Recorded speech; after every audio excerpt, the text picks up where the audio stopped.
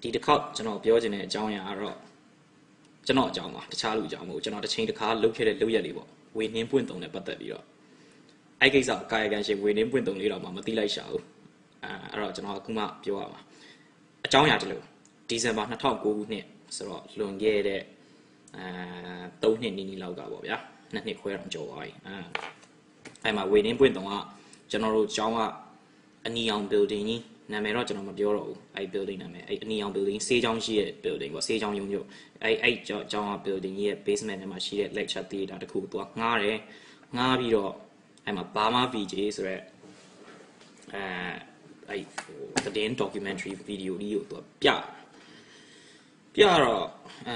့ဒီလိုဗျသူ့ရဲ့ရည်ရွယ်ချက်ကတော့အဲ့ဒါကိုပြမယ်ပြီးရင်သူ့အဖေကဘလို့ညှဉ်းပန်းနှိပ်စက်ခံရတယ်ဘလို့ဖိနှိပ်ခံရတယ်အဲ့ဒါတော့သူ့ငွေလှူပါညာတကယ်တော့မြောက်ပြပစံတောင်းတဲ့ပွဲလေးတစ်ခုပေါ့ဗျာအဲ့ဒါကိုကျွန်တော်ကလည်းအကြောင်းကြောင့်သိသွားတာသိရဆိုတော့ live စုံစမ်းနေတော့မဟုတ်ကျွန်တော်ကအဲ့ဒီနေ့လယ်မှာထမင်းထွက်စားမယ်ဆိုလို့တော့အဲ့မှာကြော်ညာစာလက်ကမ်းကြော်ညာစာကျွန်တော်ကျောင်း campus main campus မှာပေးနေတော့ကျွန်တော်လည်းတိုက်ဆိုင်သွားတာပါကြည့်လိုက်တော့အော်ဒီကောင်မကြီးရောက်လာမှာလားဆိုတော့အဲ့နဲ့ကျွန်တော်ကအခွင့်အရေးလေးလည်းပေးတယ်ဆိုတော့အဲ့ဒီညနေမှာကျွန်တော်အသင်ဆောက်တာကျွန်တော်တငယ်ချင်းလည်းသွားပြောတာတငယ်ချင်းသွားပြောတငယ်ချင်းကလည်းအဲ့ကိစ္စဒီကိစ္စအပြတ်ရှင်းမှရမယ်ဆိုတော့လို့တော့အဲ့မှာသူတို့ကဘာမှ VG ပြဝေနှင်းပွင့်တုံကအရှိမဆွတ်ဆက်ပြီးတော့ feed တွေတက်ပြပြီးတော့အဲ့မှာသူ့ဖေအများကြီးဘယ်လိုဖြစ်ပါတယ်ညာဖြစ်ပါတယ်ဆိုပြီးတော့မျက်ရည်ရွယ်ဘာမှကြားပြတော့တချို့တွေကအဆက်လောက်မေးတယ်ထောက်အောင်အဲ့နဲ့သူ feed တက်နေတဲ့အချိန်မှာကျွန်တော်တငယ်ချင်းကတကောက်အစွဲဖွင့်ပြီးဝင်သွားကျွန်တော်တငယ်ချင်းကအဖြူကောင်Belgian နိုင်ငံသား French speaking ကောင်ပေါ့ဝင်သွားပြီးတော့သူ့ပြောတော့တာပဲဟဲ့ကောင်မတဲ့ခမည်းကငါတို့ဒီမှာပင်ပန်းလုပ်ပြီးတော့ချွေးနေစာနဲ့ရှားလာထားတဲ့ပတ်စံနေရမှာပေးထားတဲ့အကောက်ခွန်တွေကိုခိုးနေတာနိုင်ငံရေးကိုပန်းပြပြီးတော့ benefit တွေကိုယူနေတာတဲ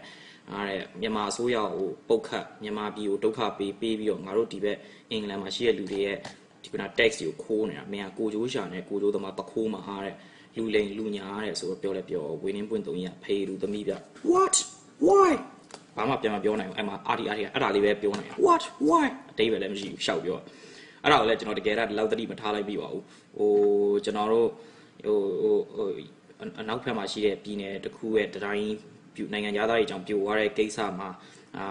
အများကြီးကသူ့အမျိုးတွေကျူးကျော်သူအမျိုးတွေဘက်ကခုခံနေတဲ့အချိန်မှာတက်ပြီးပြောတဲ့အချိန်မှာအဲ့ပုံကြီးပါလာတော့မှကျွန်တော်ကလည်းပဲဆက်ဆက်ပြီးတတိထားမိတာပါအဲ့တော့ဆိုလိုချင်တာကသူ့အကြောင်းကျွန်တော်တို့တငယ်ချင်းတွေကျွန်တော်တငယ်ချင်းတွေကျွန်တော်ပေါင်းပြီးဖော်အောင်လုပ်လိုက်တဲ့ခါကျသူအဲ့ lecture theater ထဲမှာလူတရားကျော်ရှိမှာအဆက်ကွဲသွားတယ်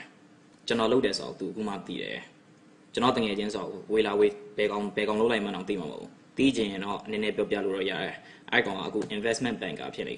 ကျွန်တော်ကြုံလုံးကြိုက်တော့နိုင်ငံရေးအမြတ်လေးတစ်ခုလောက်တော့ထုတ်ပြရစီကျွန်တော်တို့မြန်မာနိုင်ငံမှာဥပဒေရဲ့အထက်မှာဘယ်သူမှမရှိဘူး Britain မှာဥပဒေရဲ့အထက်မှာ banker တွေရှိတယ်အဲ့ City Square မှာနဲ့ Canary Wharf မှာအဲ့မှာ investment bank တွေမှာအလုပ်လုပ်နေ banker တွေကဥပဒေရဲ့အထက်မှာရှိတယ်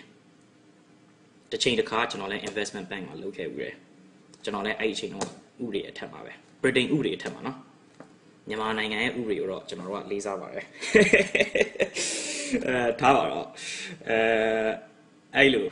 ကျွန်တော်ဆက်ပြီးအဲ့မှာပြောချင်တာကရှောက်ပြီးမြန်မာနိုင်ငံကိုပုတ်ခတ်မြန်မာအစိုးရကိုပုတ်ခတ်ပြီးတော့အင်္ဂလိပ်အင်္ဂလန်မှာရှိတဲ့နိုင်ငံသားတွေရဲ့ချို့တရားဝင်နေတဲ့နိုင်ငံသားတွေပေါ့သူတို့ရဲ့ချွေးနေဆောင်နဲ့ရှာထားပြီးကြတဲ့ပတ်စံနေနဲ့ကောင်းစားပြီးခိုးခွက်နေတဲ့ဝေနှင်းပွင့်တုံတို့ကျွန်တော်ကဖယ်ထည့်ရတာပါနောက်ဒီထက်ဆိုးတဲ့ဟာတွေကိုလုပ်ဖို့အစီအစဉ်ရှိတယ်အခုမလုပ်ချင်လို့လွတ်ထားပေးတာအကောင့်ထင်နေနဲ့အငြင်းနဲ့မျက်စိတောက်ထောက်ပြီးတော့ကြည့်နေပါတယ်မြန်မာပြည်ဥပဒေနဲ့ကြည့်မယ်ဆိုရင်ဝေနှင်းပွင့်တုံဟာနိုင်ငံတော်ပုံကန့်မှုအေဂျင့်သားရာရေးနဲ့ဖွံ့ဖြိုးတိုးတက်ရေးကိုနှောက်ယှက်မှုစသဖြင့်သူဟာအပြစ်ရှိတဲ့ရာဇဝတ်ကောင်ပါBritain ဥပဒေနဲ့ကြည့်မယ်ဆိုလို့ရှိရင်လည်းပဲ benefit theft ခုန public funds တွေကိုခိုးမှုလိမ်လည်လှည့်ပြောင်းမှုတခြားတစ်နိုင်ငံမှာခုနပြောလို့ပြည်တွင်းရေးမှာမငြိမ်မသက်ဖြစ်အောင်ကြိုးပမ်းမှုစတဲ့အရာတွေကြောင့်သူက Britain ဥပဒေနဲ့ကြည့်မယ်ဆိုရင်လည်းဝေနှင်းပွင့်တုံကရာဇဝတ်ကောင်မှာပါပဲအဲ့တော့နောက်ဒီလိုလုပ်ရက်တွေတိတ်မလုပ်နဲ့လူတွင်ကျဲတိတ်မလုပ်နဲ့မင်းလည်းငယ်သေးတယ်ဆိုတော့နည်းနည်းနာမည်ထွက်ချင်ပါဘူးမင်းနဲ့ငါလည်းတကယ်တော့အသက်သိမ့်မကွာပါဘူးငါမင်းတဲ့2နှစ်လောက်ပဲကြီးမှာပါဆိုပါတော့ ရက်တန်းမရဖဏတန်းရောက်တတ်တဲ့စကားလေးတော့လက်ဆောင်ပါလိုက်ပြစီနောက်တစ်ပိုင်းဆက်ပြောချင်တယ်ခုနအဲ့ December 2009ကလုပ်ခဲ့ကိစ္စနဲ့တိတ်မပတ်သက်တဲ့ကိစ္စမကြသေးခင်ကမင်းကအသားတွေကလှုပ်ထွက်တဲ့သတင်းမီဒီယာDVB တို့ VOA တို့ BBC တို့ကနေတစ်ဆင့်ပြောသွားတယ်ဟိုအနောက်တိုင်းဟိုဒီအနောက်တိုင်းဆိုဒီကျုပ်တို့ရဲ့အနောက်ဖက်ကန်ယိုဒန်ပြည်နယ်မှာရှိနေတဲ့အချို့သောနိုင်ငံသားတွေကတရားဝင်ခိုးဝင်လာတာနဲ့နေမဲ့သူတို့တဲ့ကြောင်းတက်ခွင့်မပေးတော့ဘူးလားစေကူတာခွင့်မပေးတော့ဘူးလားသူတို့လူလိုမဆက်ဆံတော့လားဘာလားညာလားဆိုတော့အတန်ကောင်းဟစ်ပြီးတော့ပြောနေတယ်မိမရဲ့မင်းအုံနောက်မှရှိရလားဗြိတိန်မှာနေပြီးဒီလောက်အုံနောက်နေမှာငါကူမှသိတယ်နည်းနည်းစဉ်းစားကြည့်ဗြိတိန်မှာရှိတဲ့ BNP British National Party တို့ပါဆိုဘာပြောထားလဲ asylum seeker တွေကြောင့်သူတို့ဒုက္ခရောက်လာအဲ့တော့သူတို့ပြောတဲ့စကားတစ်ခွန်းရှိတယ် pensioners before asylum seekers ဒီဒုက္ခတဲ့အယောင်ဆောင်ထားတဲ့ကောင်တွေနိုင်ငံရေးခိုလုံနေတည်ခြင်းတဲ့ကောင်တွေထက်ကိုနိုင်ငံမှာအလုပ်လုပ်သွားတဲ့ပင်စင်စားတွေကိုဦးစားပေးပါငါတို့နိုင်ငံမှာတော့မှပင်စင်စားတွေရဲ့လစာတိုးသွားတာမကြသေးဘူး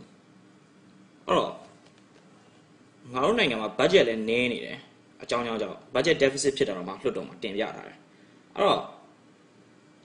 ဒီကောင်တွေကိုစာသင်ပေးရမယ် public ကျောင်းတွေမှာစာသင်ပေးရမယ်စေကူသားခွင့်တွေပေးရမယ်ဆိုရင်ငါတို့ပင်စင်စားတွေကိုလစာဘယ်လိုတိုးပေးတော့မလဲ